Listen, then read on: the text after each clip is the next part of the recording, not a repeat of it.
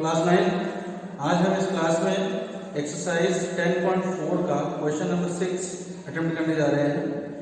Question number 5 तक last class में solve हो चुका था, तो ध्यान से देखेंगे question number 6।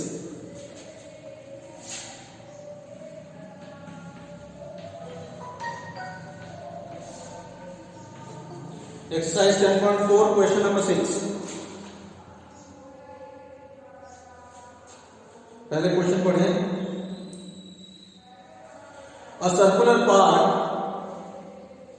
of radius 20 meter is situated in a colony। एक कॉलोनी में एक सर्कुलर पार्क है और उस सर्कुलर पार्क का जो रेडियस है वो 20 मीटर है।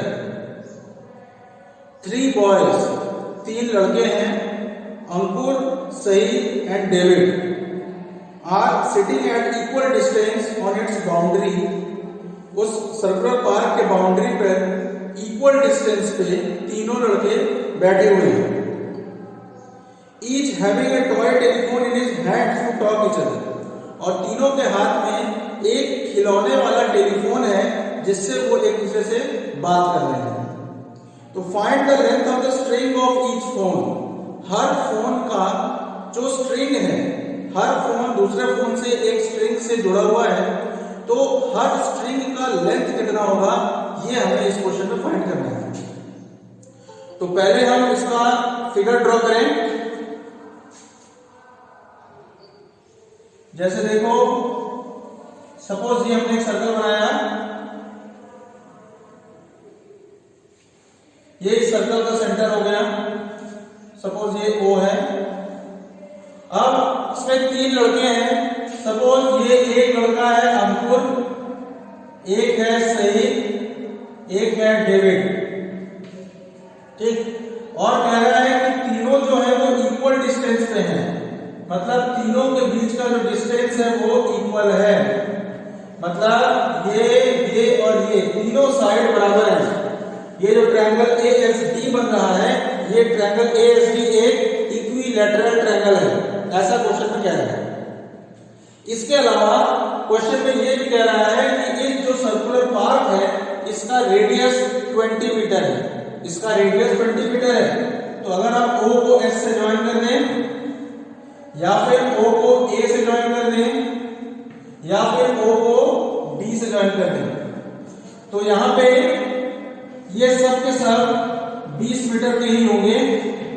यहां पे सबसे पहले गिवन अगर हम लिखें तो गिवन हमारा ये है AS is equal to SD is equal to AD। ये तीनों साइड्स इक्वल है। इसके अलावा OA is equal to OS is equal to OD, और ये रेडियस के बराबर है, यानी कि 20 मीटर्स के इक्वल है, ठीक है। तो क्वेश्चन है कि find the length of each string, यानी कि AS, AD और SD, इन तीनों का लेंथ बताना है। तो अगर हम इन तीनों में से किसी एक का भी लेंथ निकाल लें, यानी कि या तो AS, या तो AD, या तो SD, इन तीनों में से अगर हम किसी एक का भी लेंथ निकाल लें तो फिर वो सभी का लेंथ एक ही टाइप का हो जाएगा। मतलब जो लेंथ SD का होगा वही AD का भी होगा, वही AS का भी होगा। तो तीनों अलग अलग निकालने की जरूरत नहीं है, सिर्फ एक साइड का लेंथ निकालें अगर हम, तो वो तीनों साइड का ऑटोमेटिकली हो जाएगा। तो आप इसके लिए क्या करेंगे, देखो अब इसमें और क्या दिया है थोड़ा देखते हैं। अब इसमें और कुछ नहीं दिया हुआ है, तो अब हम क्या करेंगे, जो चीज हमें निकालनी है, जैसे ये तीनों साइड का लेंथ निकालना है, तो हम इन तीनों साइड के लेंथ को कुछ मान लेंगे, सपोज कर लेंगे। अब सपोज हमने AS को x माना, तो AD को भी x मानना पड़ेगा और SD को भी x मानना पड़ेगा।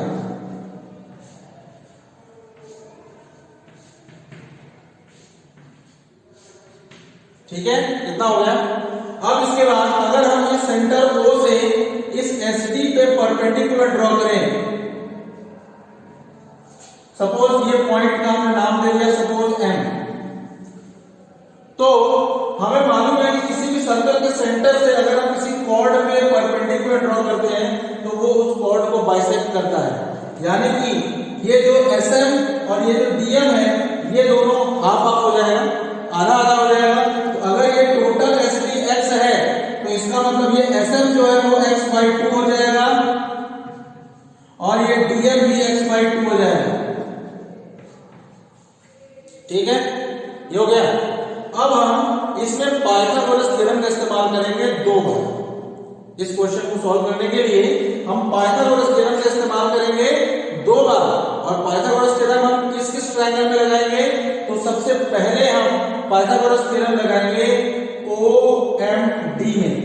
ये जो छोटा वाला राइट एंगल ट्रायंगल दिख रहा है, इस ट्रायंगल में हम पाइथागोरस थ्योरम को अप्लाई करेंगे और इसमें पाइथागोरस थ्योरम को अप्लाई करके हम इस OM की वैल्यू फाइंड करेंगे x के टर्म में।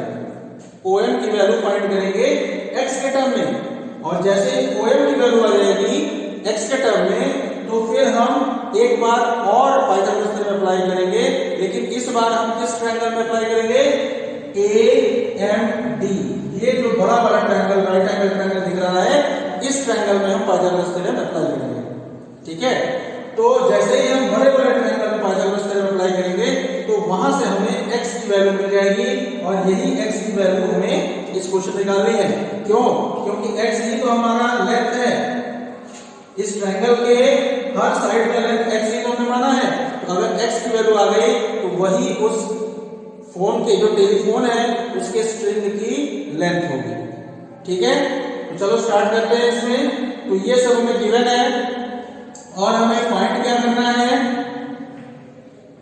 फाइंड x की वैल्यू फाइंड करनी है। तो अब चलो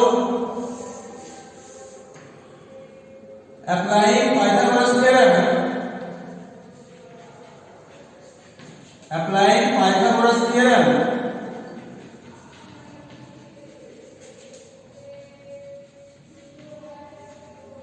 इन किस ट्रायंगल में हम पाइथागोरस थ्योरम अप्लाई करने जा रहे हैं भाई? OMD। इन ट्रायंगल OMD ये हो जाएगा परपेंडिकुलर का स्क्वायर प्लस बेस का स्क्वायर इक्वल टू हाइपोटेन्यूज का स्क्वायर, यानी कि OM square plus DM square is equal to OD square. ठीक है, ये हो गया। अब OM हमें निकालना है, हमें नहीं मालूम है, प्लस DM देखो भाई हमारा यहां से यहां तक x/2 है तो ये हो जाएगा x/2 का square is equal to OD का स्क्वायर। अब देखो OD जो है वो हमारा रेडियस होने की वजह से इसकी जगह पे हम 20 मीटर रखेंगे तो ये हो जाएगा 20 का स्क्वायर। ठीक है, ये हो गया। अब इसके बाद OM स्क्वायर प्लस ये हो जाएगा x² / 4 is equal to 20 square यानी कि 400। तो OM square is equal to 400 plus x² / 4 को इधर ले जाएंगे तो माइनस x² / 4 हो जाएगा। तो यहां से OM या फिर इसको OM स्क्वायर ही रहने दो और इसको इक्वेशन नंबर 1 बना दो। ठीक है, अब इसके बाद हम सेकंड दूसरी बार पाइथागोरस थ्योरम लगाने जा रहे हैं ट्रायंगल AMD में। तो applying Pythagoras theorem, applying Pythagoras theorem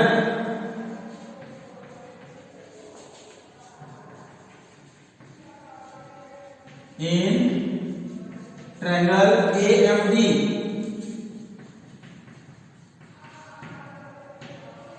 ये हो जाएगा AM square plus DM square equal to AD square. AM square plus DM square is equal to AD square. ठीक है, तो अब AM स्क्वायर देखो, AM हमारा कितना होगा भाई? ये AO प्लस ये OM। तो AO तो हमारा रेडियस है तो ये 20 हो जाएगा। तो 20 प्लस OM। अब OM की वैल्यू कितनी है भाई?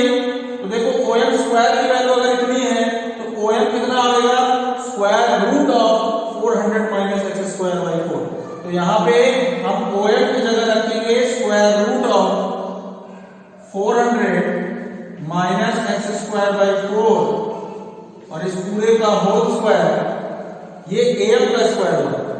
प्लस dm स्क्वायर यानी कि x बाई 2 का स्क्वायर, x बाई 2 का square is equal to ad का स्क्वायर। तो ad हमारा x है तो ये हो जाएगा x का square.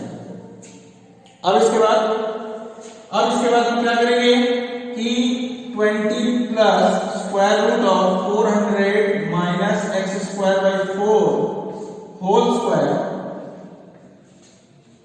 Is equal to x square. और ये जो एक्स स्क्वायर बाई 4 है तो इसका स्क्वायर करेंगे तो एक्स स्क्वायर बाई 4 हो जाएगा। तो एक्स स्क्वायर बाई 4 को हम राइट साइड में लेके जाएंगे अगर तो ये हो जाएगा x square minus x square by 4 यानी कि ये हो जाएगा 3x स्क्वायर बाई 4। एलसीएम जब हम लेंगे तो ये 4x square minus x square 3x square by 4 में चेंज हो जाएगा। ठीक है, अब इसको हम और आगे सॉल्व करें अगर तो ये हो जाएगा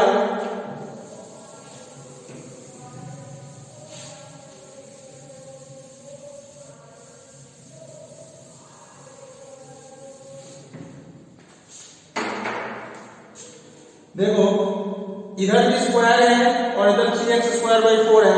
तो अगर हम इसका होल स्क्वायर यानी कि स्क्वायर रूट निकाल लें अगर दोनों तरफ का अगर स्क्वायर रूट ले लें तो इधर का स्क्वायर खत्म हो जाएगा।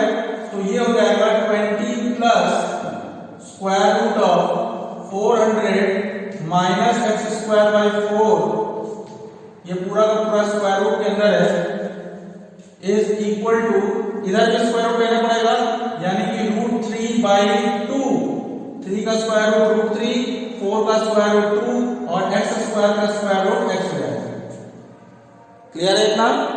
अब इसके बाद square root of 400 minus x square by 4 is equal to root 3x by 2। 20 को अगर उधर लेके जाए तो माइनस 20 हो जाएगा यानी कि ये हो जाएगा रूट 3x माइनस अगर हम एलसीएम ले लें तो ये हो जाएगा रूट 3x माइनस 40/2। क्लियर? अब हम इस 2 का क्रॉस मल्टीप्लाई इधर कर देंगे तो ये हो जाएगा 2 root 400 minus x square by 4 is equal to root 3x minus 40। अब हम दोनों तरफ का दोबारा स्क्वायर कर देंगे जिससे कि ये स्क्वायर रूट हट जाए। तो दोनों तरफ का अगर हम स्क्वायर कर दें तो ये 2 का स्क्वायर हो जाएगा 4 into 400 minus x square by 4 is equal to root 3x minus 40 whole square. ठीक है, अब इसमें हम a minus b whole square का फॉर्मूला लगाने जा रहे हैं। तो a माइनस बी का होल स्क्वायर क्या होता है? a square plus b square minus 2ab। तो a स्क्वायर यानी कि 3x square plus b square यानी कि 40 का स्क्वायर यानी कि 1600 माइनस 2ab। तो 2 into 40 80 root 3x 80 root 3x ये हो जाएगा। ठीक है, अब इसको और थोड़ा सा सॉल्व करेंगे।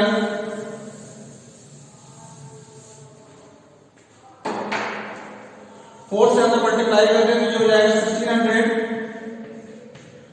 4 से अंदर मल्टीप्लाई करेंगे तो ये 4 से 4 कैंसिल हो जाएगा, बचेगा हमारे पास minus x square is equal to ये इधर है 3x square plus 1600 minus 80 root 3x।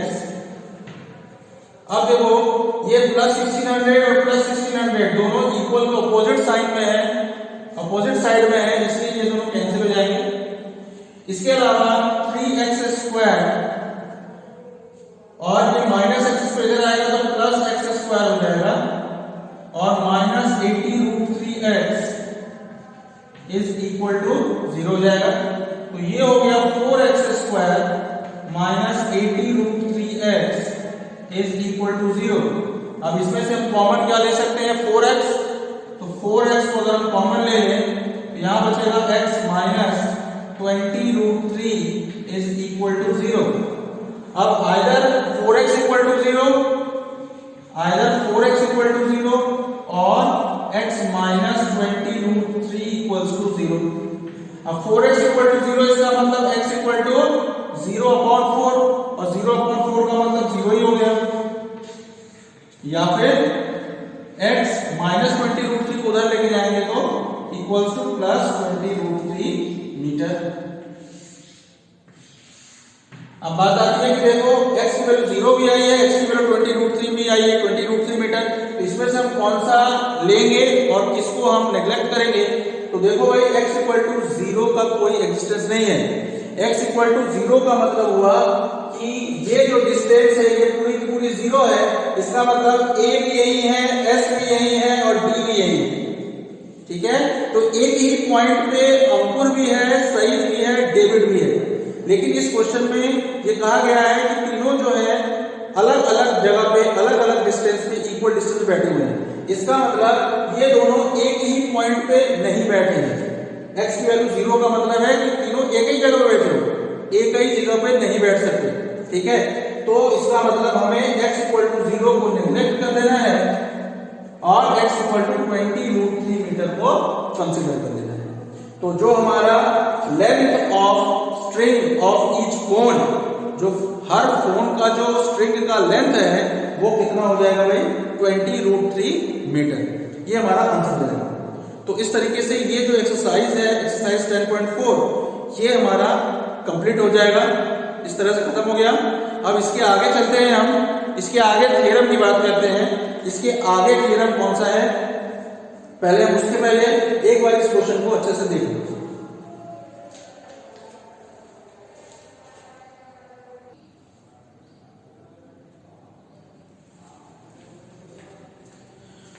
तो अब नेक्स्ट हम थ्योरम 10.8 की बात करने जा रहे हैं। थ्योरम 10.8 का स्टेटमेंट मैंने बोर्ड पे लिखा हुआ है, तो पहले उस स्टेटमेंट को पढ़ लें कि the angle subtended bye an arc at the centre is double the angle subtended bye it at any point on remaining part of the circle. ये इस थ्योरम का स्टेटमेंट है। अब इसका मतलब क्या है, तो उसके लिए देखो सबसे पहले हम फिगर ड्रॉ करके समझा देते हैं कि क्या इसमें कहना चाह रहा है। तो देखो सपोज ये मेरा सर्कल है,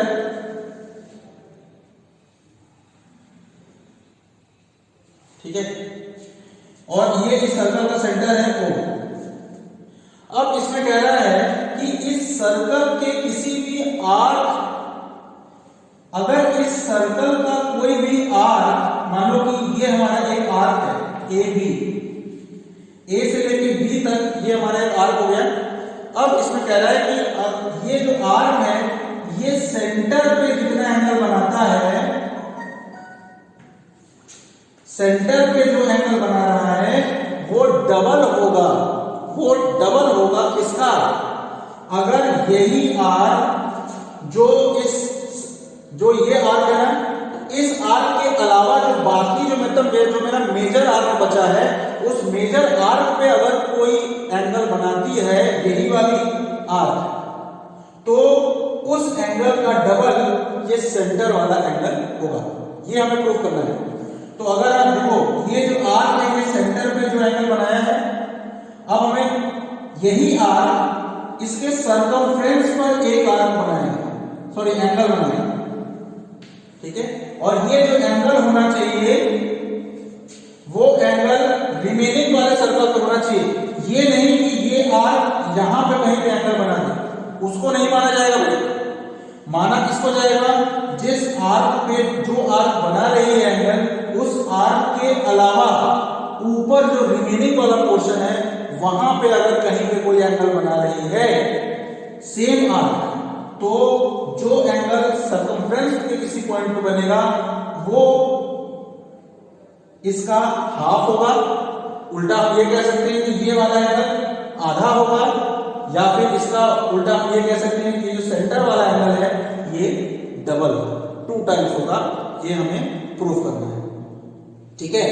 तो देखो पहले गिवन लिख लें और टू प्रूफ लिख लें। गिवन है हमें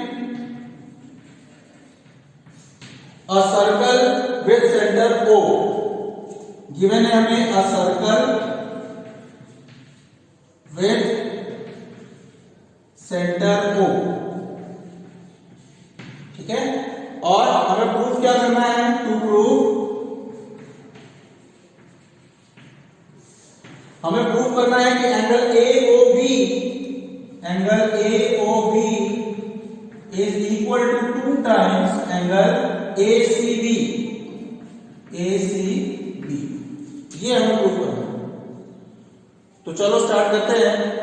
इसके लिए देखो क्या करेंगे, हम ये जो C है और ये जो O है यानी कि सेंटर है, इनको मिलाते हुए आगे बढ़ाएंगे। यानी कि देखो C को हम O से मिला के आगे बढ़ाएंगे। अब जैसे ही हम आगे बढ़ाएंगे तो ये जो एंगल है ऊपर वाला, ये 2 एंगल में बढ़ जाएगा। इसी तरह से ये वाला जो सेंट्रल वाला एंगल है, ये भी 2 एंगल में बढ़ जाएगा। ठीक है, इसको सपोज हम कुछ पॉइंट दे देते हैं, मान लो D। अब अच्छा, एक चीज ये है कि सेंटर से ये जो OA है ये तो रेडियस है, और OC जो है ये भी रेडियस है। तो इसका मतलब OC जो होगा वो OA के बराबर होगा, है ना। और हमने पढ़ा है कि किसी भी ट्रायंगल में अगर 2 साइड इक्वल हैं तो उनके आमने सामने के एंगल्स भी इक्वल होते हैं। बात समझ में आ रही है? इसका मतलब ये वाला एंगल और ये वाला एंगल दोनों आपस में बराबर हो। ठीक है ना। सिमिलरली अगर हम OC और OB की बात करें तो OC और OB भी रेडियस है, तो इसका मतलब OCB वाले ट्रायंगल में OC जो है वो OB के बराबर होगा, तो ये वाला जो एंगल है वो इस एंगल के बराबर होगा। इतनी बात समझ में आ गई? तो पहले हम इतनी चीज को पहले लिख लेते हैं। तो देखो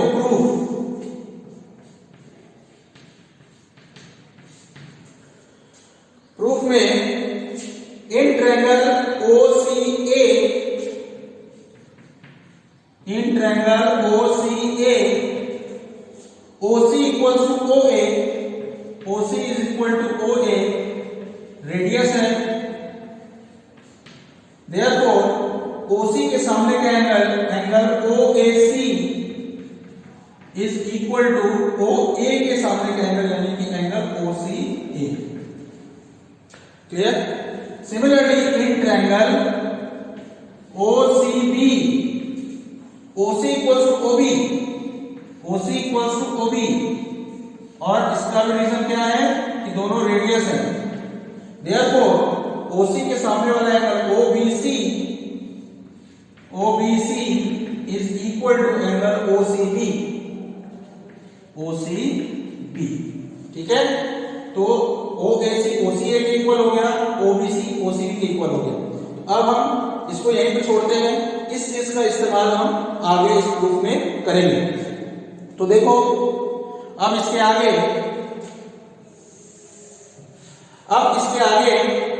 हमने एक चीज ये पढ़ा था कि किसी भी एक्सटीरियर एंगल का, किसी भी ट्रायंगल में एक्सटीरियर एंगल जो होता है वो उस ट्रायंगल के 2 इंटीरियर एंड ऑपोजिट एंगल के सम के बराबर होता है। यानी कि अगर हम AOD इस वाले एंगल की बात करें तो ये एंगल हमारा एक एक्सटीरियर एंगल होगा, लेकिन किस ट्रायंगल के लिए? ट्रायंगल OCA के लिए। OCA के लिए ये जो एंगल AOD है ये हमारा एक्सटीरियर एंगल होगा। तो ये जो एक्सटीरियर एंगल AOD है वो angle OAC plus angle OCA के बराबर होगा। ठीक है ना। तो देखो भाई, since we know that exterior angle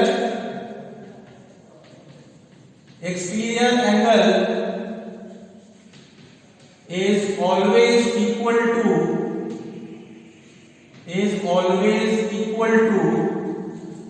sum of 2 interior and opposite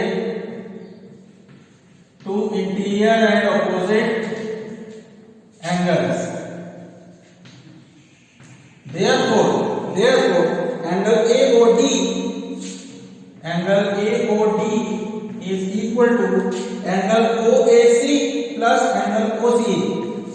Angle OAC plus angle OCA. अब देखो यहां पे हमने प्रूव किया है कि OAC जो है वो OCA के बराबर है, तो यहां पे हम OAC की जगह OCA रिप्लेस कर सकते हैं। तो ये हो जाएगा angle AOD is equal to angle OCA, OAC की जगह OCA रिप्लेस कर दिया, प्लस ये OCA को OCA ही रहने दिया। तो ये हो जाएगा angle AOD is equal to 2 times angle OCA। Suppose this equation number 1। ठीक है, अब इसी तरह अगर हम एंगल BOD की बात करें, angle BOD is equal to, ये जो एक्सटीरियर एंगल है वो इन दोनों एंगल्स के सम के बराबर होगा। इसका मतलब angle OBC plus angle OCB, angle OBC plus angle OCB। ठीक है, अब ये जो OBC है, OBC ये किसके बराबर है? OCB के बराबर है यहां से। ठीक है ना, तो OBC की जगह पे हम क्या लिख सकते हैं? OCB लिख सकते हैं। तो ये हो जाएगा OCB प्लस एंगल OCB, और इधर क्या है? Angle BOD। ठीक है, तो ये हो जाएगा angle BOD is equal to OCB plus OCB is equal to angle OCB। ठीक है, इतना हो गया।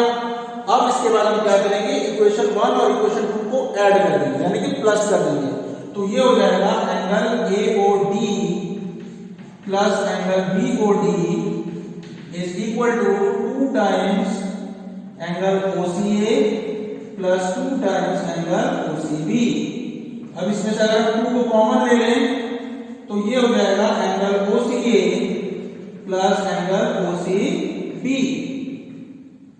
ठीक है, अब देखो ब्रैकेट के अंदर क्या है? OCA plus OCB। तो अब देखो OCA यानी कि ये वाला एंगल प्लस OCB यानी कि ये वाला एंगल।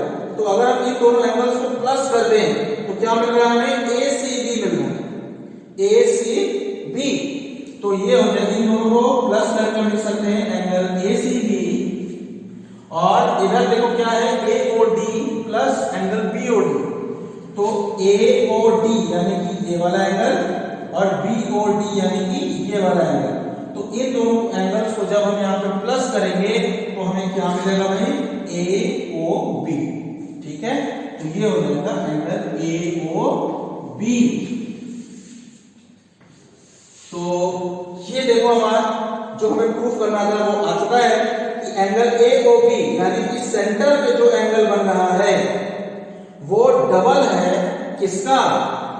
सर्कमफ्रेंस पे जो एंगल बन रहा है उसका। ठीक है, तो ये हमारा थ्योरम 10.8 है। उम्मीद करते सबको समझ में आ गया होगा। आज की क्लास में यहीं तक रखेंगे और नेक्स्ट क्लास में हम इसके आगे के थ्योरम्स के ऊपर बात करेंगे। ठीक है, ऑफ करते हैं।